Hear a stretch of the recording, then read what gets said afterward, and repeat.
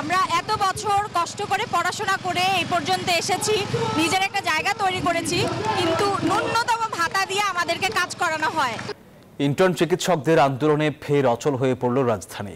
মাসিক ভাতা 50,000 টাকা করার দাবিতে রাজধানীর শাহবাগ মোড় অবরোধ করে মহাসমাবেশ করেন পোস্ট গ্রাজুয়েট প্রাইভেট ট্রেনি চিকিৎসকরা। মূল এই পয়েন্টে যান চলাচল বন্ধ থাকায় ক্রমে স্থবির হয়ে পড়ে পুরো রাজধানী। প্রায় 6 ঘন্টা এই ভয়াবহ যানজটে সীমাহীন দুর্ভোগে দিনটি কাটিয়েছে সাধারণ মানুষ।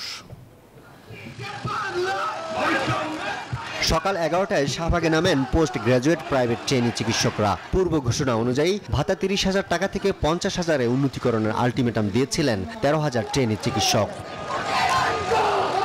এর আগে 22 ডিসেম্বর আন্দোলন করলে 25 থেকে বাড়িয়ে 30,000 টাকা ভাতা দেওয়ার ঘোষণা দেয় সরকার। ট্রেনি চিকিৎসকরা বলেন, সরকারি চিকিৎসকরা নবম গ্রেডে 50,000 টাকা বেতন পেলেও বৈষম্যের শিকার হচ্ছেন তারা। আমরা এত বছর কষ্ট করে পড়াশোনা করে এই পর্যন্ত এসেছি, নিজের একটা জায়গা তৈরি করেছি, কিন্তু ন্যূনতম ভাতা দিয়ে আমাদেরকে কাজ করানো হয়।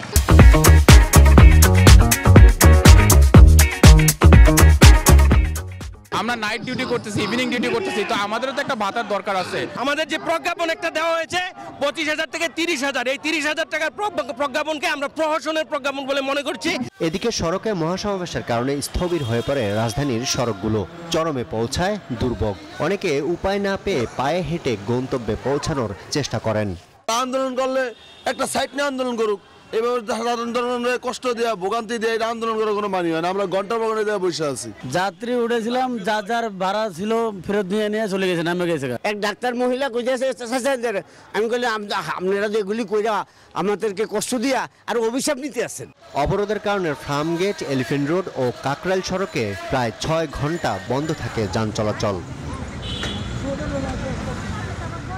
দাবি আদায়ের মূল কেন্দ্র হিসেবে নির্ধারণ করা হয় রাজধানীর প্রধান সড়কগুলো। গণ অভ্যুত্থানের পর এ ধরনের লাগামহীন আন্দোলন স্থির করে দিচ্ছে রাজধানীর চিত্র।